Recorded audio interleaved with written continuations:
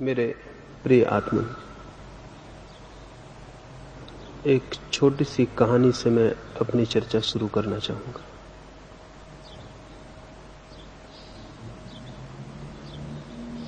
सिकंदर विश्व यात्रा पर निकला हुआ था। भारत की ओर आते समय रास्ते में एक फकीर डायोजनीस से वो मिलने गया था। डायोजनीस की बड़ी ख्याति थी। डायोजनीस एक नग्न फकीर था और सिकंदर उससे मिलने जाए, इसकी खबर भी दूर दूर तक पहुंच गई। बहुत से लोग डायोजनीस के झोपड़े पर इकट्ठे हो गए थे।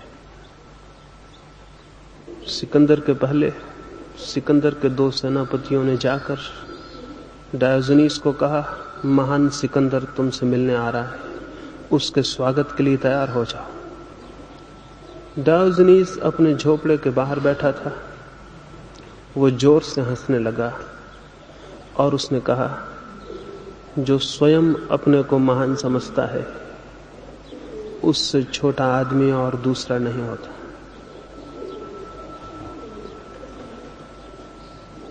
सिकंदर आ गया था।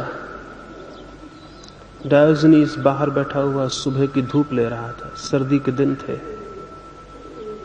सिकंदर ने कहा कि मैं तुम्हारी कुछ सेवा कर सकूं तो मुझे खुशी होगी। डायोजनीस ने कहा, धूप आ रही थी मेरे शरीर पर, तुम बीच में खड़े हो गए हो और धूप आनी बंद हो गई। इतनी ही कृपा करो, धूप के मार्ग से हट जाओ। और ये भी प्रार्थना करता हूं, तुम्हारे हाथ में बहुत ताकत मालूम होती है। तुम न मालूम कितने लोगों के जीवन की धूप छीन सकते हो। इतना ध्यान रखना, तुम किसी के जीवन के लिए छाया न बनो तो बड़ी कृपा होगी। सिकंदर को इस तरह की बात सुनने का कोई ख्याल न था। फिर भी उसने कहा, मैं तुमसे मिलकर खुश हुआ हूं और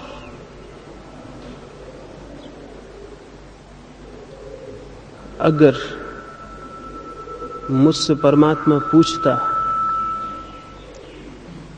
कि तुम सिकंदर होना चाहते हो या डायोजनीस,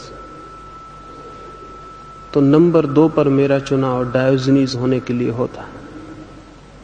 लेकिन डायोजनीस ने कहा, अगर परमात्मा मुझसे पूछता कि तुम सिकंदर होना चाहते हो तो डायोजनीस, तो मैं डायोजनीस के अतिरिक्त और कुछ भी होना पसंद न करता, और सिकंदर होना तो कभी भी नहीं। सिकंदर ने पूछा, सिकंदर होने में ऐसी कौन सी बुराई है? डायोजनीस ने कहा, मैं तो सिकंदर होने में आदमी को एक रुग्णता से घिरा हुआ देखता हूं। जो आदमी दूसरों को जीतने चल पड़ता है, वो आदमी अपनी इस हार को छिपाने की कोशिश में लगा है कि वो अपने को नहीं जीत पाया। इसे मैं फिर से दोहराऊं, डायोजनीस ने कहा, जो आदमी दूसरों को जीतने चल पड़ता है, वो आदमी अपने मन की इस पीड़ा को भुलाने में लगा है कि वो स्वयं अपने को नहीं जीत पाया है। और दुनिया में 2 ही तरह की विजय हैं। एक तो विजय है जो हम अपने बाहर दूसरों पर उपलब्ध करते हैं, और एक विजय है जो हम स्वयं अपने ऊपर उपलब्ध करते हैं। और 2 ही तरह के लोग भी हैं जगत में। दूसरों के जीतने के लिए आकांक्षा से भरे हुए लोग, या स्वयं को जीतने की आकांक्षा से भरे हुए लोग। दूसरों को जो जीतने चल पड़ता है वो दूसरों को तो कभी जीत नहीं पाता, लेकिन स्वयं को जीतने से भी वंचित रह जाता है।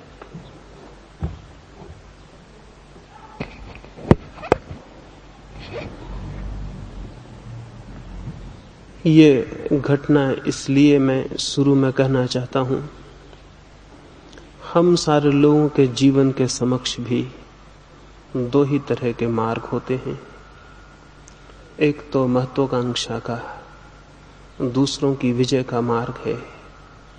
और एक स्वयं की विजय का। अधिकतर लोग दूसरों को जीतने के प्रयास में जीवन की उस संपदा से वंचित ही रह जाते हैं जो स्वयं को जीतने से उपलब्ध होती है। और जो लोग बाहर की विजय में उलझ जाते हैं। मनुष्य के जीवन में दो ही रास्ते हैं और अधिक लोग महत्वाकांक्षा के, एम्बिशन के रास्ते पर ही चलते हैं। साधारणतः सिकंदर, नेपोलियन या हिटलर जैसे लोग बहुत कम हमें दिखाई पड़ते हैं जो संसार विजय के लिए निकल पड़ते हों, लेकिन हम सारे लोग भी अपनी छोटी छोटी ताकत से संसार विजय में लगे रहते हैं। हम सबकी यात्रा भी दूसरों की विजय के लिए है और ये समझ लेना बहुत उपयोगी है, जरूरी भी, कि आखिर हम दूसरों की विजय में इतने उत्सुक क्यों हो जाते हैं। चाहे वो विजय धन की हो, चाहे यश की, चाहे पद की, क्यों हमारा मन इतना आतुर हो उठता है इस विजय के लिए। शायद कभी विचार भी न किया हो। विचार करेंगे तो बहुत हैरानी होगी। मनुष्य दूसरों की विजय के लिए इसलिए उत्सुक हो आता है कि अपने भीतर तो वो पाता है एक रिक्तता, एक खालीपन, एक अभाव, एक अंधेरा। भीतर तो कोई संपत्ति नहीं दिखाई पड़ती, न कोई प्रकाश दिखाई पड़ता है, न कुछ पाने जैसी कोई दिशा अनुभव होती है। भीतर तो एक दरिद्रता मालूम पड़ती है। इस दरिद्रता को भरने के लिए वो बाहर की समृद्धि के पीछे आतुर हो उठता है। भीतर तो कुछ भी दिखाई नहीं पड़ता, जो भी दिखाई पड़ता है वो बाहर है, लेकिन भीतर एक रिक्तता की, एक कमी, एक एम्प्टीनेस का अनुभव जरूर होता है। ऐसा लगता है जिससे भीतर कुछ भी नहीं है, एक अभाव है। ये अभाव पीड़ा देता है। इस अभाव को भर लेने के लिए मन आतुर हो उठता है। कैसे भरें इस अभाव को जो भीतर है। ऐसा प्रतीत नहीं होता है कि भीतर मैं कुछ हूं। भीतर पैर रखने को कोई भूमि नहीं दिखाई पड़ती, कोई सहारा नहीं दिखाई पड़ता, कोई संगी साथी नहीं दिखाई पड़ता। भीतर एकदम असहाय, एक हेल्पलेसनेस मालूम होती है। अगर हम अकेले अपने भीतर छोड़ दिए जाएं तो हम घबरा उठेंगे। ऐसे भी हम घबराए हुए रहते हैं। मित्र को खोजते हैं, क्लब को खोजते हैं, मंदिर जाते हैं, सभा में बैठते हैं। शायद ख्याल भी इस बात का न हो कि ये सारी कोशिश अपने से बचने की कोशिश है। अकेले में खुद के साथ रहना बहुत कठिन, इसलिए हम हजार उपाय करते हैं कि खुद का साथ न हो सके, कोई और साथी हो, कोई और मित्र हो, अखबार हो, रेडियो हो, किसी से बात होती हो, सिनेमा हो। लेकिन ऐसा न हो कहीं कि हम बिल्कुल अकेले छूट जाएं और कोई भी न हो। अकेले होने से हम डरते हैं और अगर हमें मजबूरी अकेले में रख दिया जाए तो शायद हम पागल हो जाएं। इजिप्त के एक बादशाह ने ऐसा प्रयोग किया। मेरे जैसे किसी आदमी ने उसको कहा होगा कि अकेले होने में आदमी इतना घबरा जाएगा कि पागल भी हो सकता है। उसे ये बात विश्वास योग्य नहीं मालूम पड़ी। उसने कहा कि राजधानी में जो सबसे स्वस्थ आदमी हो उसे पकड़ के ले आया जाए। एक युवक को पकड़ के लाया गया। सब तरह से वो स्वस्थ था, प्रसन्न था, शांत था, बीमार न था, कोई आर्थिक असुविधा न थी, सब प्रसन्न था। अभी अभी उसका विवाह हुआ था, वो और उसकी पत्नी दोनों खुश थे। उस युवक को पकड़ के राजा ने एक अकेले कमरे में बंद करवा दिया। सारी सुविधा जुटा दी, भोजन की, सोने की, कोई तकलीफ न थी वहां। उसके मकान से बहुत ज्यादा राजमहल में व्यवस्था कर दी, लेकिन द्वार पर एक ऐसा आदमी पहरे पर रख दिया जो उस युवक की भाषा नहीं समझता था, और कोई भी उससे नहीं मिल सकेगा इसकी मनाही कर दी। एक दो दिन तो युवक चिल्लाता रहा कि मुझे क्यों बंद किया गया है। उसने भोजन खाने से इंकार कर दिया, पानी नहीं पिया, लेकिन क्या करता, 2-4 दिन बाद उसे भोजन भी लेना पड़ा, पानी भी। 8 दिन बीतते बीतते वो राजी हो गया उस अकेलेपन में रहने को, लेकिन 1 महीना पूरा नहीं हो पाया था कि राजा के लोगों ने राजा को खबर दी, युवक में पागलपन के लक्षण आने शुरू हो गए। उसने अपने से ही बातें शुरू कर दी। जब कोई और न मिले बात करने को तो आदमी अपने से ही बातें शुरू कर देगा। फिर ये एक ही रास्ता है उसका, अपने आप को भुला रखने का। 3 महीने होते होते वो युवक बिल्कुल पागल हो चुका था। 3 महीने बाद उसे छोड़ा तो वो एकदम विक्षिप्त था। क्या हो गया था उसे? अपने को भूलने का उसे 3 महीने तक कोई उपाय नहीं मिल सका। कोई भी स्वस्थ आदमी ऊपर से दिखाई पड़ता हो भला, भीतर एक गहरी अस्वस्थता है। उससे हम बचना चाहते हैं, उससे हम एस्केप करना चाहते हैं, पलायन करना चाहते हैं। एक आदमी नशा करने लगता है, एक आदमी भजन कीर्तन करने लगता है। दोनों बातें हमें भिन्न भिन्न मालूम पड़ती हैं, दोनों बातें भिन्न भिन्न नहीं हैं। दोनों आदमी अपने अपने ढंग से खुद को भूलने का उपाय खोज रहे हैं। एक आदमी संगीत सुनने लगता है, उसमें डूब जाता है। एक आदमी खेल खेलता है, कोई जुआ खेलता है, थोड़ी देर को अपने को भूलने का उपाय खोजता है। हम सारे लोग अपने आप को भूल जाने के लिए आतुर हैं। एक आदमी धन की खोज में भूल जाता है अपने आप को। 24 घंटे धन और धन, गिनती और गणना, उसे याद भी नहीं आ पाता कि मैं भी हूं। उसकी तिजोरी के हिसाब में उसे भूल जाता है कि मेरा भी कोई हिसाब है। एक आदमी पद की दौड़ में होता है, छोटी कुर्सी से बड़ी कुर्सी, स्वयं की रिक्तता से जीवन भर भागने का एक क्रम चलता है। नाम हम कुछ भी देते हों, रूप कोई हो, दौड़ एक ही है कि किसी भांति भीतर की रिक्तता से हम बच जाएं, उसे भर लें या उससे भाग जाएं। पदों की दौड़ में भी वही है, छोटी कुर्सी से बड़ी कुर्सी है और बड़ी कुर्सी है, और एक आदमी भूले रहता है इस नशे में, इस बात को भूले रहता है कि कुर्सियां अलग हैं और मैं अलग हूं, और बड़ी से बड़ी कुर्सी भी, बड़े से बड़ा पद भी मेरे भीतर जो खाली है उसे नहीं भर पाएगा।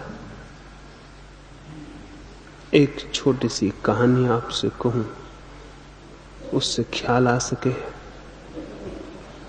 एक सम्राट के द्वार पर एक भिखारी ने सुबह ही सुबह आकर भिक्षा मांगी। भिक्षा पात्र फैलाया, सम्राट द्वार पर ही खड़ा था। उसने अपने चाकरों को कहा कि जाओ इसके भिक्षा पात्र को अन्न से भर दो।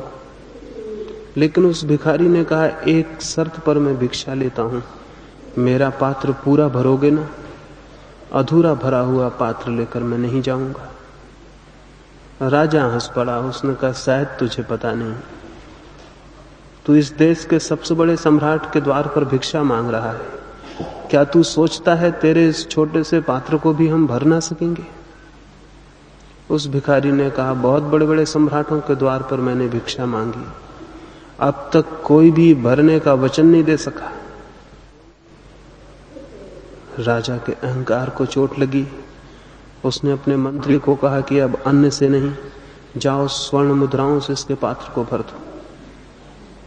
मंत्री गए, स्वर्ण मुद्राएं लेकर आए, लेकिन पात्र में डालने पर पता चला कि राजा गलती सौदे में पड़ गया, गलती दांव लगा बैठा है। मुद्राएं पात्र में गिरी और कहीं खो गईं। पात्र खाली का खाली रहा। तो राजा घबराया, लेकिन एक भिखारी के सामने हार जाना उचित ना था। उसने अपने मंत्रियों को कहा कि आज मैं हूं और ये भिक्षा का पात्र है, चाहे मेरी सारी संपत्ति इसमें डाल दी जाए, लेकिन भिक्षा का पात्र भरना ही होगा। सुबह ये बात हुई थी, दोपहर हो गई, राजा की तिजोरियां खाली होने लगी। सांझ आ गई, लेकिन पात्र खाली का खाली था। तब राजा घबराया और भिखारी के पैरों में गिर पड़ा और उसने कहा, मुझे क्षमा कर दो, मुझसे भूल हो गई, लेकिन ये पात्र बहुत अद्भुत मालूम होता है। कोई जादू है इसमें, कोई मंत्र सिद्ध है। क्या है ये छोटा सा पात्र, मेरे पूरी संपत्ति को पी गया और नहीं भरा। वो भिखारी हंसने लगा। उसने कहा, इसमें कोई खूबी नहीं, इस पात्र को मनुष्य के हृदय से हमने बनाया है। मनुष्य का हृदय कभी नहीं भरता, ये पात्र भी कभी भरने को नहीं। ये कहानी मैंने सुनी थी और बहुत इस पर सोचता रहा। सच में ही किसी मनुष्य के हृदय का पात्र कब भरता है। कितनी ही संपदा मिले, कितना ही यश, कितना ही पद, जीवन में कितनी ही जीत मिल जाए, मनुष्य का मन का पात्र खाली का खाली रह जाता। अंतिम क्षणों में भी मृत्यु जब द्वार पर दस्तक देती है, तब भी हम अपने भिक्षा का खाली पात्र लिए हुए किसी के सामने खड़े रहते हैं। तब भी हम मांग रहे होते हैं, तब भी वही काम जारी रहता है कि कोई भर दे, लेकिन अब तक कोई किसी के पात्र को नहीं भर पाया है। इसी की दौड़ है, इसी की खोज है, और जब सब खोज असफल हो जाती है, सब दौड़ व्यर्थ हो जाती है और सब द्वारों पर मांग कर भी हम खाली के खाली रह जाते हैं, तो उस विफलता में ही विषाद पैदा होता है, चिंता पैदा होती है, दुख पैदा होता है। दुख अपने को न भर पाने की असफलता के अतिरिक्त और कुछ भी नहीं। इसीलिए तो बुद्ध और महावीर जैसे लोगों को भी दुख का अनुभव होता है। जिनके पास सब कुछ था उन्हें भी। बुद्ध के पास क्या थी कमी, या महावीर के पास किस बात का अभाव था, लेकिन दुख का अनुभव होता है। दुख का अनुभव इसी असफलता से होता है कि हम अपने को सारा श्रम करने के बाद भी विफल पाते हैं, नहीं भर पाते। ये जो विफलता है, ये जो दुख है, ये जो पीड़ा है, ये जो चिंता है, इस चिंता और दुख के विचार से ही धर्म का जन्म होता है। जो व्यक्ति मन के इस स्वभाव को समझता है कि ये नहीं भरा जा सकेगा, वही व्यक्ति धर्म की खोज में, वही व्यक्ति उस सत्य की खोज में निकलता है जो स्वयं के भीतर है। बाहर तो हम पाते हैं असफलता, क्या भीतर सफलता मिल सकती है? बाहर मांग कर तो पाते हैं कि पात्र अधूरा और खाली रह जाता है, क्या भीतर भी कोई स्रोत हो सकता है जहां पात्र भर जाए? जो लोग बाहर की दौड़ पर असफल होकर भीतर लौटते हैं, भीतर खोजते हैं, भीतर की संपदा की जिज्ञासा करते हैं, भीतर खोदने की कोशिश करते हैं कि क्या वहां भी कुछ हो सकता है, उन थोड़े से लोगों ने एक अद्भुत रहस्य खोज लिया है, और वो ये कि जो बाहर नहीं मिलता है वो भीतर मिल जाता है। अब तक मनुष्य जाति के पूरे इतिहास में एक भी व्यक्ति ये कहने में समर्थ नहीं हुआ कि मैंने बाहर खोजा और मुझे आनंद मिला हो, मैंने बाहर खोजा और मैं तृप्त हो गया हूं, मैंने बाहर खोजा और मैंने सफलता पाली। एक भी व्यक्ति ये नहीं कहने में समर्थ हो सका है। निरपवाद रूप से सारी मनुष्य जाति का अनुभव यही है, लेकिन फिर भी हर मनुष्य यही सोचता है कि शायद मैं एक अपवाद, मैं एक एक्सेप्शन सिद्ध हो जाऊं, किसी और को नहीं मिला है लेकिन शायद मुझे मिल जाए। और ये अपवाद का धोखा ही हर मनुष्य को उस यात्रा पर ले जाता है जो हजारों वर्षों से असफल है, जिस यात्रा में कोई सफल नहीं होता। फिर भी एक एक व्यक्ति यही सोचता है शायद मैं भिन्न सिद्ध हो जाऊं, सिकंदर हार गए होंगे लेकिन मैं शायद न हारूं। अरब में एक कहावत है, परमात्मा जब लोगों को बना के भेजता है दुनिया में तो हर आदमी को बनाने के बाद उसके कान में एक सूत्र जरूर बोल देता है। वो ये कह देता है हर आदमी को, तेरे जैसा आदमी मैंने कोई दूसरा नहीं बनाया, तू अनूठा है। और ये बात वो हर एक के कान में बोल देता है। और ये एक बड़ा गहरा मजाक है। हर आदमी को ये ख्याल होता है मैं एक अपवाद हूं, जो कोई भी नहीं कर सका वो मैं कर सकूंगा, जो कोई भी नहीं पा सका वो मैं पा सकूंगा, जो किसी जीवन में संभव नहीं हुआ वो मेरे लिए संभव होगा। ये अहंकार का बोध, ये ईगो, ये अस्मिता की मैं कर लूंगा जो किसी को नहीं हुआ, फिर एक जीवन को असफल बना देती। ये जानना जरूरी है कि मनुष्य का स्वभाव एक जैसा है, मनुष्य के स्वभाव में भेद नहीं है। और अगर मनुष्य का स्वभाव ही बाहर के जगत में असफल होने को बाध्य है तो मैं भी अपवाद नहीं हो सकता। इतना चिंतन जिसके भीतर पैदा हो वो भीतर लौटने में समर्थ हो सकता है। और शायद जैसा कि हुआ आज तक, जो लोग भीतर गए हैं उनमें से भी कोई ये नहीं कह सका कि मैं भीतर गया और खाली हाथ लौटा हूं। जो भीतर गया है उसने पाया है कि वो पात्र जो हमेशा खाली था भर गया है। सिकंदर मरा, शायद आपको पता हो, जिस नगर में उसकी अर्थी निकली सारे लोग हैरान हो गए। अर्थी के दोनों हाथ उसके बाहर लटके हुए थे। हर कोई पूछने लगा कि अर्थी के बाहर क्यों हाथ लटके हुए हैं, हमेशा अर्थी के भीतर हाथ होते हैं। तो पता चला कि सिकंदर ने मरते वक्त कहा था कि मेरे हाथ अर्थी के बाहर लटकाए रखना, ताकि हर आदमी देख ले मैं भी खाली हाथ जा रहा हूं, मेरे हाथ भरे हुए नहीं।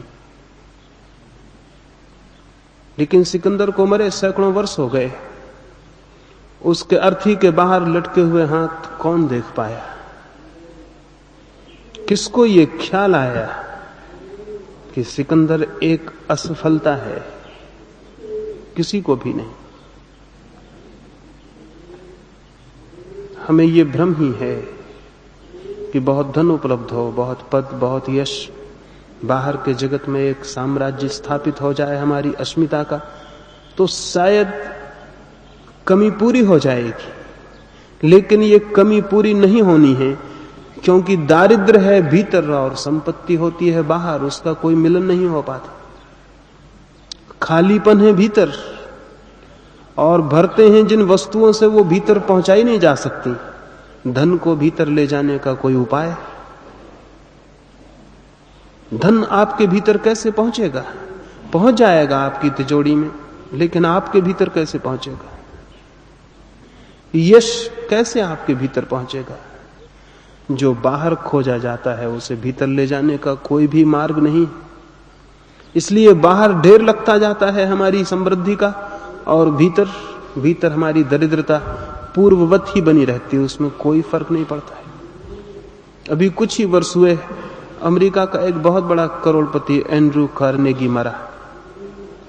मरते वक्त उसके पास कोई 4 अरब रुपए की संपत्ति थी। संभवतः अमेरिका में सबसे बड़ी संपत्ति उसी के पास थी। 4 अरब रुपए छोड़कर वो आदमी मरा। मरने के 2 ही दिन पहले उसकी जीवन कथा लिखने वाले लेखक ने उसको पूछा कि आप तो तृप्त हो गए होंगे, इतनी संपत्ति आप इकट्ठी कर पाए। एंड्रू कार्नेगी ने उदासी से कहा, कहां तृप्त हो गया, जरा भी तृप्त नहीं हुआ। 10 अरब रुपया छोड़ने का मेरा इरादा था और मैं केवल 4 अरब ही इकट्ठे कर पाया। क्या आप सोचते हैं एंड्रू कार्नेगी के पास 10 अरब रुपए होते तो बात हल हो जाती? नहीं हल होनी थी। 10 अरब जब तक रुपए होते, कार्नेगी की आकांक्षा शायद 100 अरब रुपयों की हो जाती। जो हमारे पास है, हमारी आकांक्षा हमेशा उसके आगे निकल जाती है और तब एक भ्रम जीवन भर कायम रहता है। जीवन भर हम दौड़ते भी हैं और हर दौड़ के बाद हम पाते हैं मंजिल और आगे निकल गई है, हम फिर हमेशा पीछे रह जाते हैं। आदमी हमेशा पीछे रह जाता है, आकांक्षा हमेशा आगे निकल जाती है। और तब गरीब भी गरीब रहता है और अमीर भी गरीब। वे तो दरिद्र हैं ही जो सड़कों पर भिक्षा मांगते हैं, वे भी दरिद्र रह जाते हैं जिन्हें सम्राट होने का भ्रम पैदा होता है। भीतर की दरिद्रता में कोई फर्क नहीं पड़ता है। धर्म की जिज्ञासा शुरू होती है इसी तथ्य से कि क्या ये जो भीतर हमारे एक दरिद्र बैठा हुआ है, एक भिखारी, क्या ये भिखारी मिट सकता है? क्या ऐसा हो सकता है कि एक आंतरिक संपदा उपलब्ध हो और प्राण आनंद से भर जाएं? क्या ये हो सकता है कि भीतर का खालीपन मिट जाए, एक भरापन पैदा हो? क्या ये हो सकता है कि भीतर रिक्तता ना रहे, एक पूर्णता आ जाए?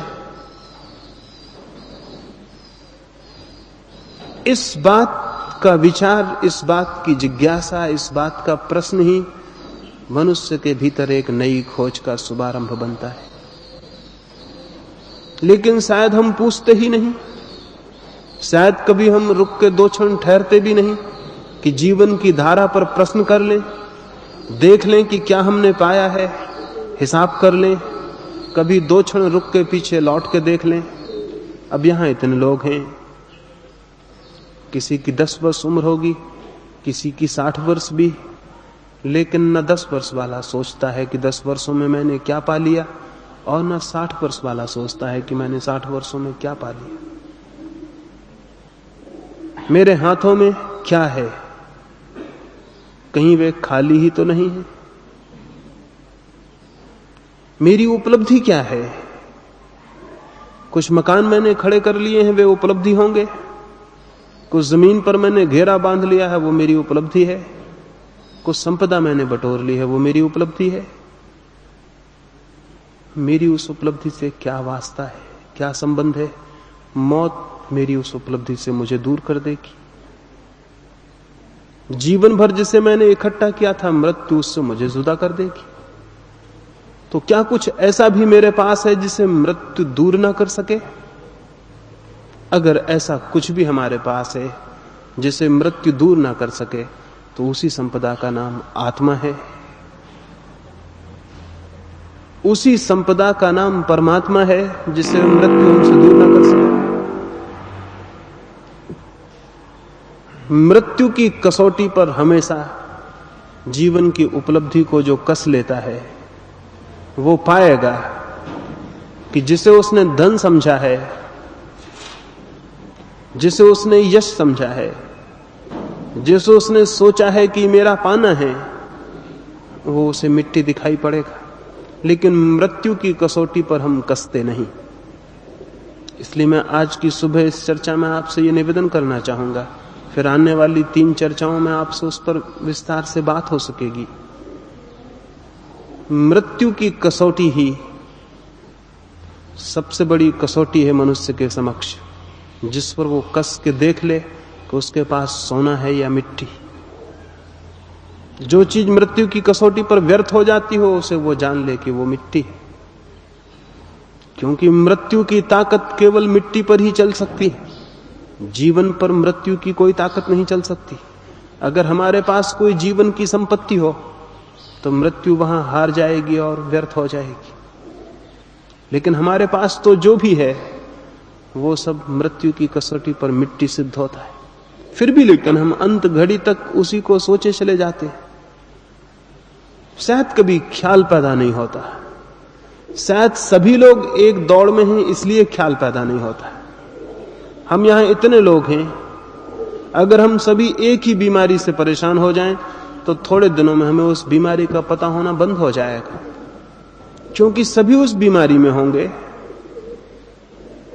बीमारी का पता चल सकता है अगर एक आध बीमारी में हो। पूरी मनुष्य जाति एक रुग्णता से पीड़ित हो तो पता चलना मुश्किल हो जाता है।